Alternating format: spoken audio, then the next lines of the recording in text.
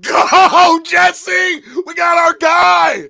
The Diamondbacks got our guy. Let's go. Welcome into an emergency podcast of the PHNX D-backs show right here on PHNX. My name is Derek Montia, occasionally known as an elated man. I am an elated man tonight. I'm joined by my vice mayor, your thunderstick, Jesse Friedman. And here we are, Jesse. We were craving big news. We were desiring big news. We wanted the Diamondbacks to go out there and hit a home run in free agency, and boy, did they ever.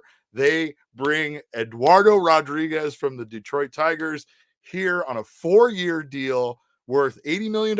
I'm not really up to date on everything. I was watching a movie about the Von Erich brothers like 10 minutes ago in a movie theater, and now I'm here doing this podcast with you. 4 years, $80 million. There's also a vesting option for the 5th year that brings it up to $99 million potentially. That's the upper bound of this deal. Yeah, we didn't like totally call this, Derek.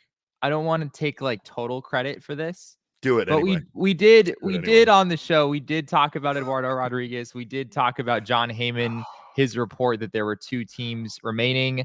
And at that point, there was no mention of the Diamondbacks being involved, but it just made sense for the Diamondbacks to be involved, coupled with our tinfoil hat club theory about Mike Hazen's comments earlier today and how it sort of seemed like maybe behind the scenes there was actually something going on there.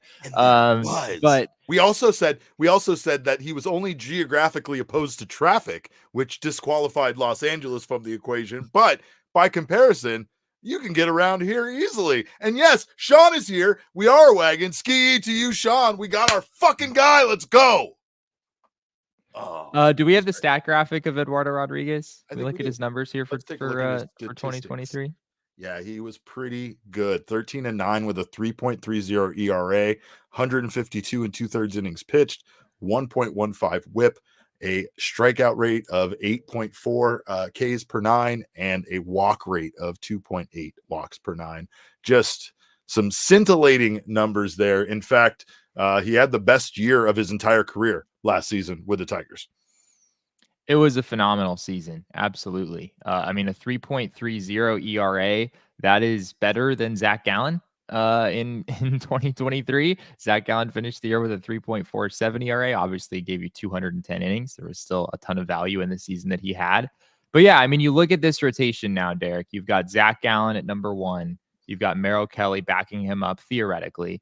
You've got Eduardo Rodriguez now slotting in at the number 3 spot. You've got Brandon Pfaadt, who looked really good in the postseason, slotting at number 4. And as of right now, we know we talked the other day about how the Diamondbacks did want 2 starting pitchers, theoretically, did want multiple. I would sort of suspect that given how much money they spent here on Eduardo Rodriguez, that is probably not an option. We'll see what happens. But yeah, sure. If it's those 4 guys plus the 5th slot being occupied by one of the young starters, whether it be Tommy Henry, Ryan Nelson, Slade Ciccone, Bryce Jarvis, Blake Walston potentially in that mix as well. You've got 5 guys competing for one spot. There's a heavy level of competition there. On paper, this is a pretty good starting rotation. This is a substantially better starting rotation than what the Diamondbacks had in 2023. I think it is easy to look back at the season that they just had and think of their starting rotation as being pretty good, just because we saw so much Zach Gallen and Merrill Kelly in the playoffs. We didn't have to see, right, the number 4, the number 5 pitchers pitch in any of those playoff series. Some people might have forgotten a little bit how rough some of those games actually were. This adds just so much depth for the Diamondbacks, right? I mean, it was basically Zach Gallen, Merrill Kelly, and then 3 kind of revolving door question marks throughout the season. You throw a guy in there in replacement of one of those spots in your rotation. You replace that with a guy who had a 3.30 ERA in 2023. Your rotation's looking pretty darn good right now. So far, the Diamondbacks' biggest needs were starting pitching and third base. And Mike Hazen has nailed both of those. Eugenio Suarez comes in here, and Gino is a guy that played all 162 games, completely eliminating the Diamondbacks' biggest problem with third base, which was they didn't have a guy over there consistently playing the position every day like they do with most of their positions, right? And then you factor in here now bringing in one of the top free agent starting pitchers. And like you said, I'm fine. I am fine with the starting rotation going forward with those young guys competing for that spot. I mean, we saw a lot out of Ryan Nelson last year. We saw a lot out of Tommy Henry, and that's not even really to factor in the other guys like Bryce Jarvis and Slade and even Blake Walston, right? There's a lot of very healthy competition going on for that final position should they not go out and acquire another arm. And honestly, like you said, it really comes down to what we just went through in the playoffs and trying to set yourself up in a better position should you make another playoff run like that. You don't really need 5 starters. You really don't, as much as you just need 4 really good starters and then someone else that can go out there and win games for you and can compete, right? Like that. Yeah. And that 5th starter isn't a necessity when you get into the postseason. But what we have now is the main items crossed off the list. And honestly, I know that there's still some positional needs. We talked earlier today about the Red Sox being very interested in Lourdes. And we know that's an inevitability as far as him going somewhere else. This is just the first viable suitor for him. Yeah. Have other needs. But at this point, should they come up short, should they go after a guy maybe that we don't get as excited about, I'm fine with that now that they were able to get a solid piece of their starting rotation and Gino over there at third base. Like those felt like the biggest needs. And now that those have been satisfied in a really, really good way with really good players, I mean, yeah, like DH would be great. It would still be great to bring in, Justin Turner or JD Martinez, but that seems less likely to happen now with the amount of money they've committed to Erod. It still could happen because, like we said earlier today, also that the amount of money that they spend is still up to the Diamondbacks to decide. That nothing is set in stone as far as what their what their payroll is going to be next year. I think there's more coming. That's my personal opinion right now. Let's go, Jesse. Let's go. That's exactly what I wanted to hear out of you. This just feels like a move where the Diamondbacks decided to kind of go for it a little bit. Yeah. This is, and I think by and large, there's been a pretty positive reaction to how much money the Diamondbacks are paying here. 4 years, $80 million in the current market, I think is reasonable. But I also have seen some trepidation out there of like Eduardo Rodriguez. I know he had a 3.30 ERA in 2023, but his track record, he hasn't really been that guy consistently. He's been more of a mid-rotation type starter. Are we really in an era where a mid-rotation starter costs $20 million per year? And as unfortunate as it may be, the answer is yes. That is simply the cost of doing business right now in Major League Baseball. I mean, we're about to, probably see Blake Snell get a guarantee of, I don't know, twice the dollar amount that Eduardo Rodriguez is getting here. It's probably going to be well into the 150s, north of that in guaranteed money. And, we're talking about Yamamoto getting $300 million now at this point. $80 million, as much as it might be kind of unfortunate, for people who remember like the days where a mid-rotation starter costs like $6 or $7 million a year or whatever. That's just not the situation anymore. And I do think it is important for Diamondbacks fans to understand that, at least in my opinion, I think what the D-backs are getting here is a mid-rotation starter. I would be cautious to look at the 3.30 ERA and expect that Rodriguez is going to do that again. I don't know if the back end numbers really support that. So I think it's important for people to understand what they're getting. But on the other hand, from a results standpoint, if you compare Eduardo Rodriguez and Merrill Kelly in 2023, it is remarkable how similar their numbers were. If we go over it one more time. So Eduardo Rodriguez was 13-9. Merrill Kelly was 12-8. Rodriguez had a 3.30 ERA. Merrill was 3.29. You can see the numbers here. Rodriguez didn't throw as many innings as Merrill, but he had 4 fewer starts. He missed a little bit of time with a left index finger pulley rupture, I believe it is, which is a lot of words. But he missed about a month with that during the 2023 season. So that's why I didn't make quite as many starts. Rodriguez had a 1.15 whip compared to Merrill Kelly's 1.19. He had a 2.25. It's not listed here. 2.25 opponent batting average. Merrill at 2.22. Both of these pitchers average 5.9 innings per start on the dot. There are just a lot of similarities here in terms of the performance. And again, I think, projecting moving forward, I do think Merrill Kelly is a better starting pitcher. But just knowing that Eduardo Rodriguez at his skill level is capable of giving you a season like this, if kind of enough things go in his favor, like this is sort of within the reasonable range of outcomes for him, given where his talent level is.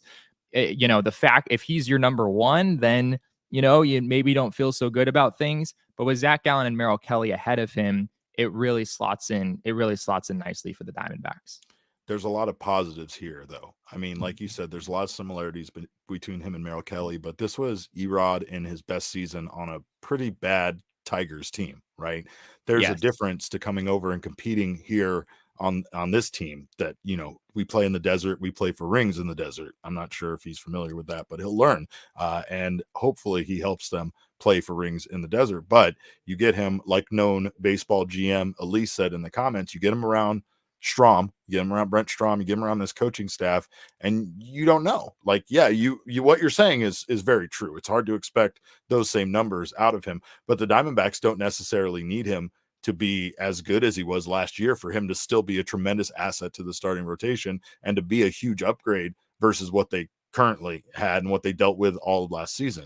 You also factor in that now the Diamondbacks don't have to worry about a slow start of uncertainty when Madison Bumgarner is part of the starting rotation, like we did this same year. That happened in 2023, folks. I know it's hard to remember that, but like this is a completely different team that is playing with a different level of confidence. And now pieces are being added to it that are simply, without a doubt, making it a better team. Obviously, the games still need to be played.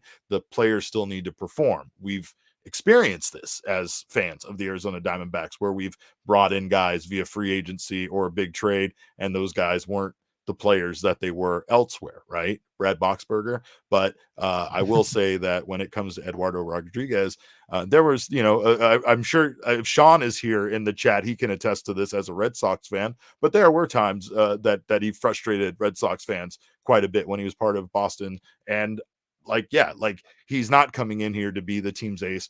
Like Mike Hazen said, though, that's not what they were looking for. Realistically, they were looking for some guy to slot in at 3 or 4. And I mean, based on some of the names we were discussing, this is a much better get than what we saw possibly being the outcome. This is a big step in the right direction versus the unknowns of like Lucas Giolito or, even Seth Lugo, who had very good numbers last year himself.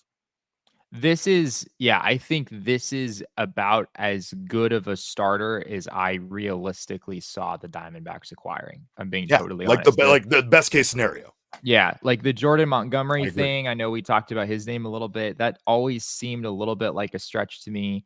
Yamamoto, Snell, Nola. I think those guys were honestly kind of off the table, at least in my head, from the very beginning of the offseason. We know that the Diamondbacks made a run at Sonny Gray.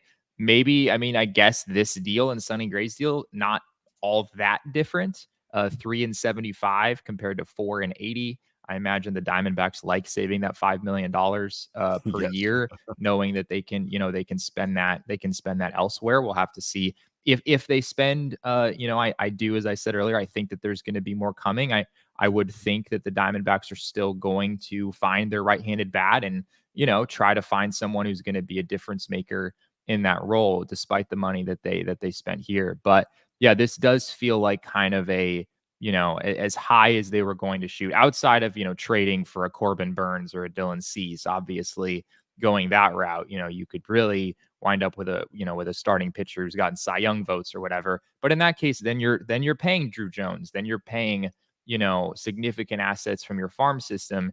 In this case, you're not doing that. You still have all those guys in your farm system, and you also have a starting rotation that looks pretty formidable. Of course, if you guys are here in the PHNX Sports YouTube channel, God bless you for being up after dark for this news with us tonight. Make sure you subscribe to the channel if you haven't done so already. Leave us a like. Gabby would definitely request that you do that. Also, make sure you sign up for notifications. That way you don't miss when any of our wonderful shows go live. If you're listening on the audio podcasting side, I will be posting this. You will be listening to this. I hope you're listening to this right now. I hope you're subscribed, and we would love it if you leave us a 5-star review and honor of Mike Hazen being a 5-star GM and making some 5-star deals. But of course, the chat is all over the place. I think Elizabeth is broken. She's capitalizing all of the E's in her comments. I don't know what that's about. I'm sure I missed something, but Someone I'm said at the excited. beginning of the Oh show God, that Connor's on it. Why is everybody's E? We're doing E's for Erod. I love it. I love E's for Erod. This episode of the show was brought to you by the letter E. I By think the letter E. someone Yeah, said that at the yeah. top of the show, and there you For go. energy, the energy I have after watching a 2.5-hour movie about a tragic family in pro wrestling, and now it was weird, Jesse. There's all this bad stuff happening in the movie. I'm fist pumping and screaming about, we got him. It was very awkward, but still, I don't care. I was very excited because this is just huge, right? This gives you something to be excited about. Going back to what I was saying earlier, I don't even care what else there is. This is like Christmas morning. I opened up my PlayStation 5 from Santa. I opened up Spider-Man 2, and that's all I need. They're like, there might be more presents under the tree. I'm like, I don't care. I got the presents I wanted. This is it, because my God. I mean, at the start of this, when the Diamondbacks, went into free agency, when they went into the offseason, once their magical run in the postseason ended, that there were a lot of question marks about what are they going to do? How are they going to move this ball forward? How are they going to make this team better and build on the success that they had in this playoff run? And so far, you can't argue that they are one of the most exciting teams right now in Major League Baseball based on the moves that they've made. They really are. Yeah, I mean, the Diamondbacks, given their World Series run, very much became, I don't know, they're kind of like a darling, I think, in like the national view. People just like them. And I've seen nothing, looking at what some of the national analysts have to say about this deal just on Twitter. People are like, yeah, that's fun. Like Eduardo Rodriguez, just it seems to be a good fit for the Diamondbacks, both in terms of the player and also the personality. There are some things to unpack, I think, as far as Rodriguez's personality. We'll maybe get into that more on future shows, but it's pretty well documented. And I know people in the chat will very much enjoy this, that Eduardo Rodriguez rejected a trade to the Los Angeles Dodgers at the 2023 trade deadline. Now he's a member of the Arizona Diamondbacks. I know he's a fucking hero, Jesse. He's a living legend, and he's an absolute hero. Not all heroes wear capes. Some of them wear the name Rodriguez on the back of their baseball jersey. It is evident that his family is very important to him.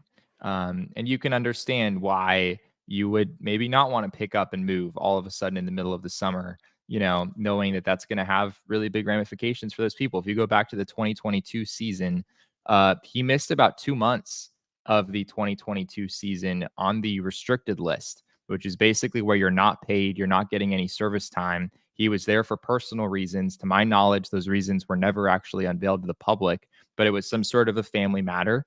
And it was something that, he just felt like he needed to take care of. So, hopefully whatever that was is resolved and won't interfere with anything moving forward. But yeah, clearly his family is really important to him. The other thing I want to mention is that there are some ties here. Mike Hazen was in the Boston Red Sox organization throughout Eduardo Rodriguez's tenure there. Torey Lovullo, I believe, also managed Eduardo Rodriguez for a short stint when he took over, when he transitioned from bench coach and managed the Boston Red Sox down the stretch. I want to say that was in 2015.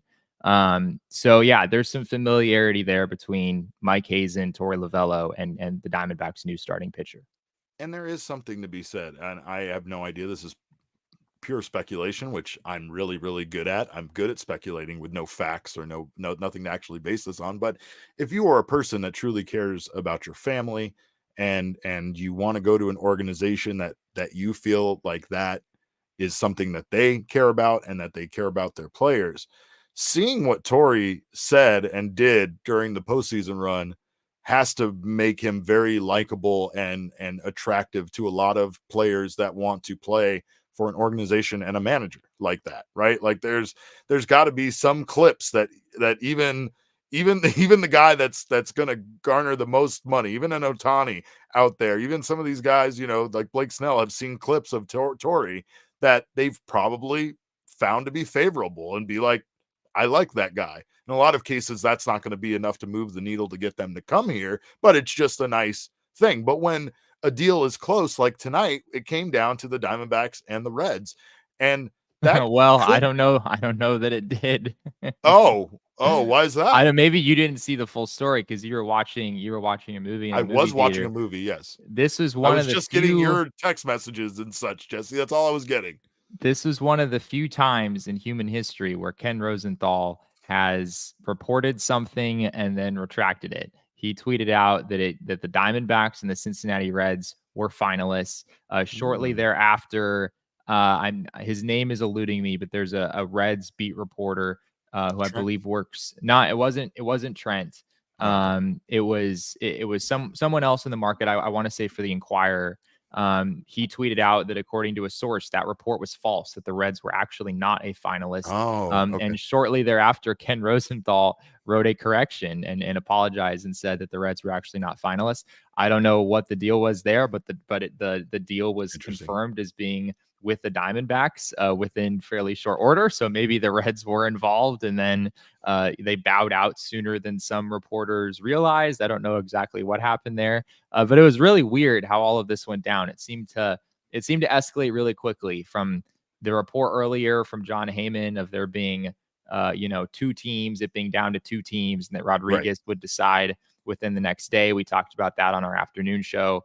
There was JP Morosi reporting that the D-backs, were deep into discussions about this move. And then there were various reports about two finalists, involving the Cincinnati Reds and then not involving the Cincinnati Reds. Very bizarre how all of this went down tonight. I mean, I look, if you're deciding in the middle of winter whether you want to spend your time in Ohio or Arizona, that's pretty much a no-brainer. So if that was the case, I could see how just looking at a simple weather report might help you lean more in one direction than Ohio. But shout out to Ethan Dumpit in our chat with the super chat. He said, "Rah, let's go, Ohtani." Who? We don't need Ohtani. We have a guy that's actually going to pitch next year, right? We're going to win the World Series next year. We need an arm next year. We can't have some guy just DHing for us. We also have Ryan Baker. Ryan, thank you for your super chat. He says, not sure if possible, but can they backload the deal to pay most of it in a year 3 to 4 when Kelly, Gallen, and Mad Bum's contracts expire so they can spend more this year? They could potentially do that. That's a great point. That is a very good. Yeah, I'm going to be very curious to see the year by year breakdown. That's something we haven't seen yet. I wouldn't be surprised if maybe at least the 2024 figure is a little bit season is a little bit lower. But yeah, we'll have to wait and see. It's interesting. And that's the big question on everybody's mind, Jesse. The question in the chat, the question of the day now that Eduardo Rodriguez has been essentially the bag is sealed for that. What are we doing about the rest of the spending? Do you think that earlier you said you don't think that they're done. And that's the big question is people are asking that. Obviously, how they structure this contract could impact how much they spend. But like I said earlier, also deciding on how much they spend can impact how much they spend because it purely is a decision that can be made internally within the organization that they want to spend more money. They don't have to have a set amount. They can go up. I'm sure that there's an amount that they don't want to surpass. And yeah, that would be nice. I would have liked to not spend more than $500 on Christmas. That's laughable. I have a daughter and a wife, and they both wanted iWatches or Apple Watches or whatever the hell they're called. That's a lot of money right there, Jesse. So like sometimes you just gotta say, screw it. It's this time of the year. I'm in the mood. I'm in the spirit. I'm going to spend some money on JD Martinez. Maybe. Yeah, I don't know what it's going to be. I mean, I don't want to come out and say that the D-backs are going to shoot really high in that regard. But yeah, I mean, we spent a good while talking about this $20 million figure of, if the D-backs have $20 million left to spend, how is that going to look? I mean, frankly, they're just not going to be able to get what they need, what they very clearly need offensively if they only spend like $2 or $3 million. Plus, there's also the backup catcher thing. It just seems to me that this is the reality of the situation. The moment that you committed to giving Eduardo Rodriguez $20 million a year was the moment that you were probably willing to push the budget a little bit past that $20 million figure. Yeah. Granted, going back to what we were talking about earlier, maybe Rodriguez is only making 14 million in 2024. Yeah. In which case, maybe that $20 million figure still does have some sway. But I do not see the Diamondbacks punting on the right-handed bat. I think that is clearly a need, and they can't just go out and get, like slightly below out. I know CJ Cron was thrown out at one point. I just don't see them going out and getting CJ Cron and calling him their DH, full time in 2024. I think it's really clear that this team has some motivation here, has shown some willingness here to really push the chips in a little bit on at least the 2024 season. If you're going to do it on the pitching side, I think you probably are going to do it on the hitting side too. Maybe not to this extent. I'm not saying that they're going to go sign someone for $20 million. But I think that you're still going to be looking for a difference maker there. It does feel like they are potentially out on a lot of guys. Someone brought up Lucas Giolito. That's not happening. He's going to be very expensive. He's going to be way more expensive than he should be. And in this case, he might cost get as much as Erod. Yeah, I mean, I don't think I'd say 480, but like I've seen predictions for Giolito of 460, maybe even higher than that. Yeah. So that's not going to work. That's not going to happen. But and what about Soler? Could Soler fit a lot of their needs in one guy instead of having to get essentially multiple guys to fit some of those needs? I think he'd be one of the guys that makes the list. Right? It's all of the right-handed hitting outfielders / designated hitters out there. So Justin Turner, JD Martinez, Jorge Soler, Mitch Garver is a guy that I know a lot of people like as well. I don't know if they're going to wind up shooting quite that high. I don't know what it's going to take to get Mitch Garver. I think it might be more than 10 million a year, maybe 13, 14 million. I don't know if the D-backs are willing to stretch quite that far for a guy like Garver, who doesn't have a great durability history. Has really struggled to stay on the field in his career. So there's a number of different directions that they can go there. But yeah, I mean, really any guy who bats right-handed and is, not great defensively or can play some outfield. I mean, really anyone in that pool, I think is on the table here.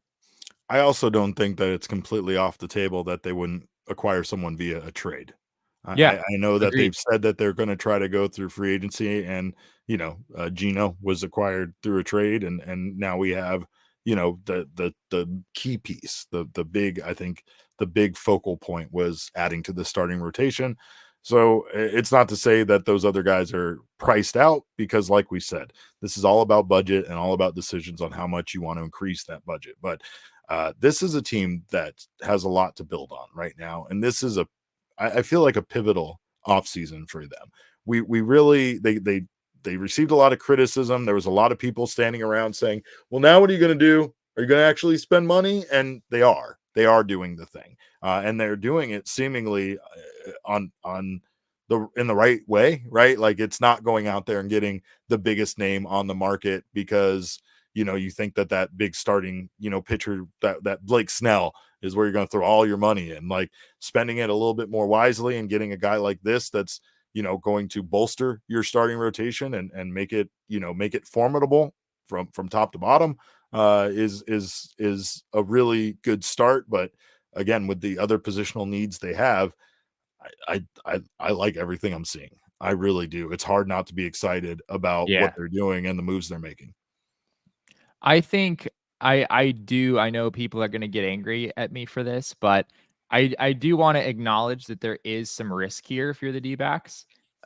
We've seen you've got the baseball bat all loaded up and ready to go. Now. We're not ready to have this conversation. I'm not going to let you do this on Erod night, Jesse. You're not going to start talking about risk and bad things that could happen. And what if it doesn't do this? I don't care tonight. Tonight is not a night for that. Tonight is a night for celebration because, my God, we did it. We did the thing. We got again, like I said, I know that there's still more. Like you said, it's hard not to get a right-handed bat. But we gotta take a moment just to be excited, just to be happy that they were able to accomplish something that this team that was not at all being considered a contender at the start of last season, not only appeared in the World Series last season, but now so far has had arguably the most exciting offseason so far. Besides, you could maybe say the Yankees have obviously had a very exciting offseason, but they're so far away from being where they want to be that it doesn't feel like the what they've done is nearly enough to get them back on top of their division. Whereas meanwhile, the Diamondbacks kind of hung in there and were close all year long, but definitely had some depth issues. And a big part of that, of those depth issues was, the starting pitching, the starting rotation. Yeah, people are getting mad at me. So yeah, maybe I'll table the risk conversation. No, you keep that for another day. You keep that for another day when I can have this bat and you and me could be in the same room. Yeah. See, everybody's saying, let us have this one, Jesse. Can we just have one night? Can we just have nice things? I just want nice things. But yeah, no, there is. A Lost Highway says it. Yes, there sure as hell is risk. They got by with pitching last year. The offense was the problem. And losing Gurriel is a big problem right now. And yeah, you're not wrong. Like, this team definitely, like, Lourdes is one of those guys that we're definitely going to miss. We are definitely going to miss him, next season. But if they can get somebody that at least helps us miss him a little less, helps me miss him a little less, then I'm good with that. But we have so much more to talk about tomorrow. We'll be back at 1:00. I don't know if Jesse, where are you going to be broadcasting from? You have to check out of your Airbnb at 11 a.m. So what are we doing here? Are you just going to be on a park bench somewhere broadcasting? Yeah, I'm hoping I'm gonna hit Broadway and I'm gonna see if I can find some live music. I've been waiting for. Take my trusty microphone to try to make it so that you hear some semblance of my voice when I'm in there. No, we'll see. There's a couple different options on the table. Negotiations are still being had. So I'm proud of you. Proud of you. Don't take your first option. Don't take your first option. Maybe make them work for it. Make them pay you that money. But of course, like I said, we will be back tomorrow at 1:00, our normal show time. So make sure to join us for that. Of course, in the meantime, you can follow us on Twitter. I'm at @cap_caveman with a K. This absolute maniac next to me is in Nashville, and he is at Jesse N for Nashville Friedman. Of course, our show is at PHNX D-backs. Damon's here, by the way. Damon, who's worked like 15 hours straight, is still the people's producer. You can follow him at Damon Dog. That's DAWG. We are Damon's dogs. Oh, wait, it's on this side. We are Damon's dogs. Bark, bark. Bark, bark. Thank you. I mean, come on. Damon doesn't work this hard to not be barked at. Of course, like I said, our show is at PHNX D-backs, but all roads do lead to at PHNX_sports on Twitter, Instagram, and Facebook.